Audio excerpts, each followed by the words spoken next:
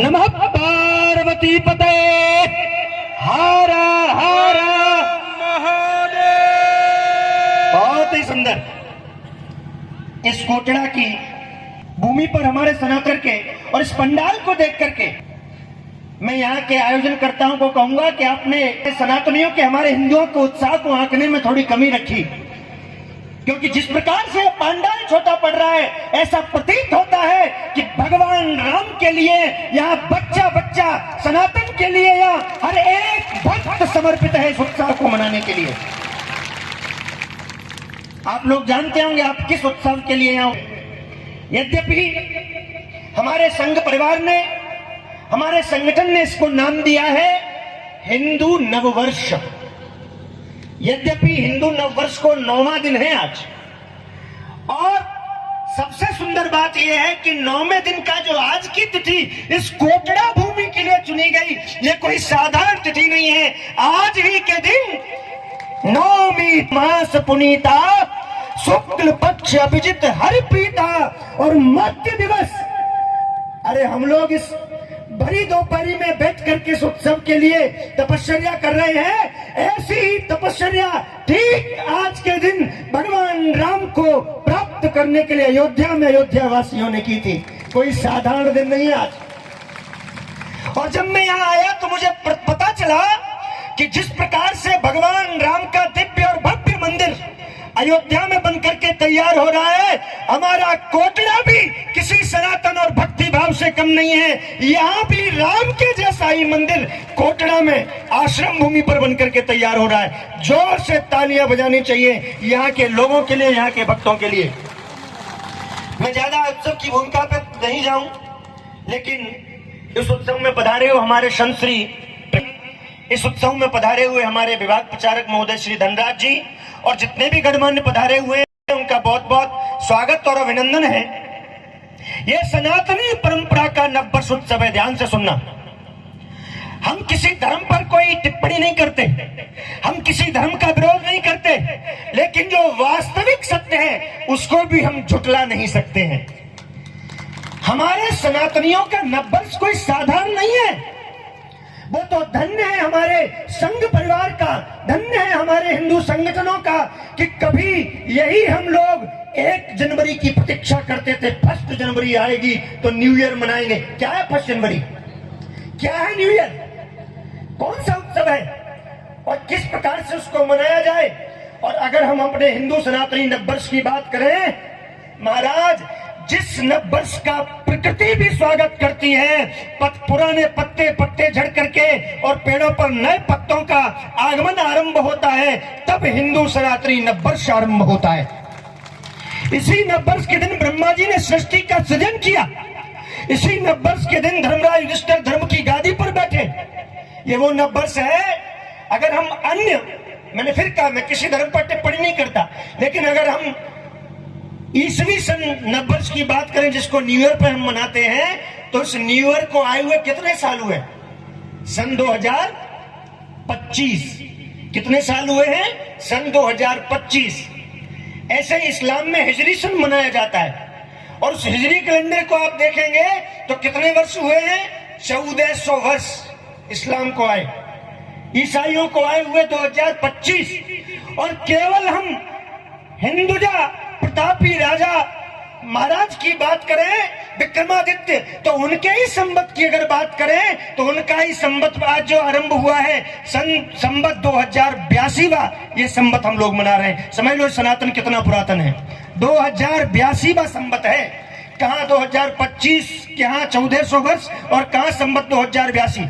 और अगर उससे भी ऊपर की सनातन की बात करें तो 4 युग होते हैं सनातन धर्म में। 4,32,000, 8,64,000, 12,96,000, 17,28,000, और इसी प्रकार से 4 युग निकल जाते हैं तो एक चतुर्युगी होता है, और इसी प्रकार से 71 चतुर्युगी बीत जाते हैं तो ब्रह्मा जी का एक दिन एक मनवंतर पूरा होता है, और ऐसे ही 14 मनवंतर बीत जाते हैं तब ब्रह्मा जी का एक दिन होता है, और ऐसे ही हजारों ब्रह्मा बदल जाते हैं तब सनातन धर्म का आगाज होता है।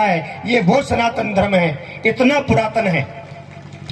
हमें अपनी परंपराएं, 18 पुराण होते हैं, 6 शास्त्र होते हैं और वे चीख चीख करके कहते हैं कि हमें अपनी परंपराएं अपने धर्म के अनुसार मनानी चाहिए।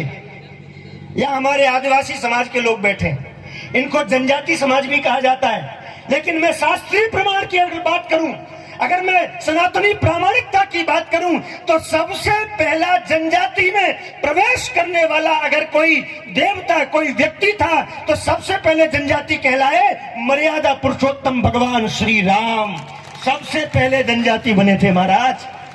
आप लोगों के प्रेम को देखकर, आप लोगों के धर्म के प्रति समर्पण को देख करके भगवान राम से रहा नहीं गया। और जब उनसे पूछा गया महाराज, एक संत से पूछा राजा परीक्षित ने कि भगवान राम का अवतार क्यों हुआ? रक्षो वधायैवन केवलम विभो, भगवान राम का अवतार हुआ तो भगवान वन में क्यों गए? अच्छा आप ही लोग बताइए कि राम जी की कथाएं हम लोग सुनते हैं या टीवी के माध्यम से हम राम की लीलाएं देखते हैं, राम जी वन में क्यों गए थे? तो एक ही प्रश्न, एक ही उत्तर आता है कि राम जी वन में गए थे रावण को मारने के लिए। लेकिन शास्त्रीय प्रमाण कहता है कि राम जी वन में रावण को मारने नहीं गए थे।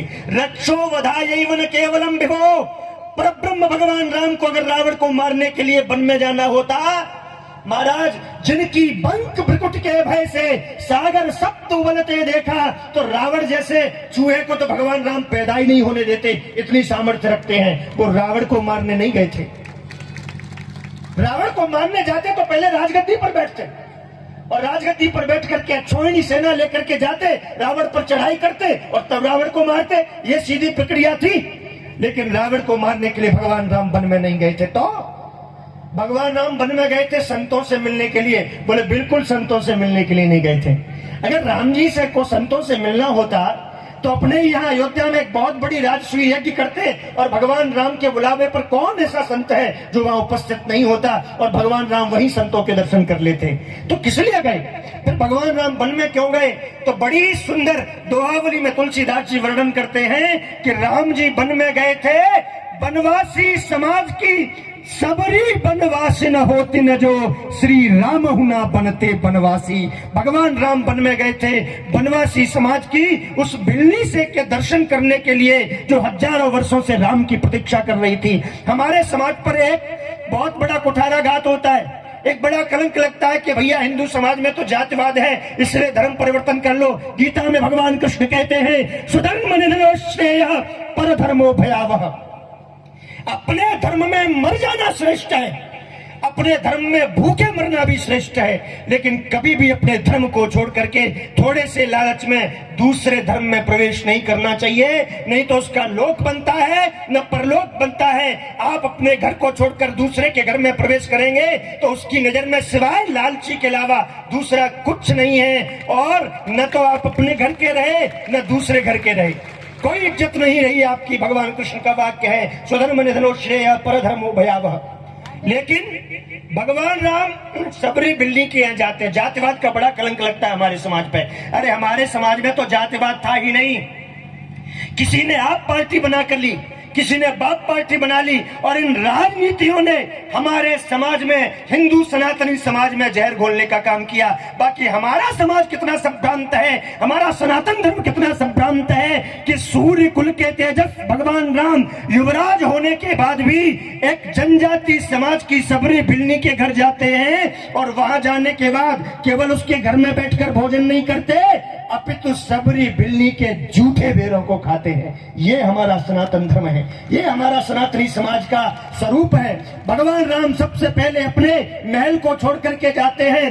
तापस वेश विशेष उदासी 14 वर्ष राम वनवासी। तो सबसे पहले भगवान राम मल्लाह जाति का जो केवड़ता नाव चलाने वाला, उसको गले से जाकर के लगाते हैं, हृदयांगम करते हैं। ऐसा है हमारा सनातन धर्म। तो इसीलिए आप लोग कोई भी उत्सव मनाए, मैं बिल्कुल शास्त्रीय प्रमाण की बात करता हूं। आजकल आप देख रहे हैं 25 वर्ष के बच्चों के अटैक आ रहा है, चलते चलते लोग गिर जा रहे हैं, मर जा रहे हैं। इसका क्या कारण है? लोग अल्पायु में क्यों शरीर को छोड़ रहे हैं? क्योंकि हम लोगों ने अपनी संस्कृति और अपने सनातनी परंपरा को छोड़ दिया है। बिल्कुल इसका शास्त्रीय प्रमाण है। ज्योतिष शास्त्र कहता है अगर आप लोग पुराने लोग हैं, आप तो ग्रामीण प्रवेश के हैं। हमारे अपने गांव में जब दिया जलाते हैं ना घर में प्रकाश के लिए शाम को, तो बड़ी दीपक ने भी फूंकू नहीं बुझा, वहां पे फूंक थोड़ी था, जो हाथों हवा कराया कई चीजों पर फूंक नहीं मारा। क्यों? क्योंकि अगर जलते हुए अग्नि को फूंक से बुझाया जाए तो आयु क्षय होती है, ये शास्त्रीय प्रमाण है। ये माता जानते हैं सब लोग, पुराने मुंह से फूंक नहीं दी जाती। और हम लोग अपने जन्मदिन जैसे शुभ अवसर पर बच्चों को आजकल क्या चल गया है, केक लाते हैं, फिर उस पर क्या करते हैं, अंग्रेजी पाश्चात्य सभ्यता, अगरबत्तियां मोमबत्तियां लगाते हैं, और फिर उसी बच्चे से जातक से कहते हैं इसको बुझा दे। और ज्योतिष शास्त्र का नियम कहता है कि अगर आप किसी जातक के द्वारा फूंक से अग्नि को बुझवाएंगे, दिया बुझवाएंगे, तो उसकी अल्पायु होना निश्चित है, इसको कोई रोक नहीं सकता है। हमारा शास्त्रीय पुरातन सनातन नियम कहता है कि जब भी बच्चे का जन्मदिन हो तो दीप प्रज्वलित करना चाहिए। हमारे यहाँ कोई भी उत्सव होता है दीप प्रज्वलित करके किया जाता है, और इसीलिए ये नववर्ष का जो उत्सव मनाया जा रहा है, हर सनातनी को अपने संस्कार के अनुसार वो अंग्रेजी न्यू ईयर नहीं मनाना चाहिए। क्या करते हैं उस दिन?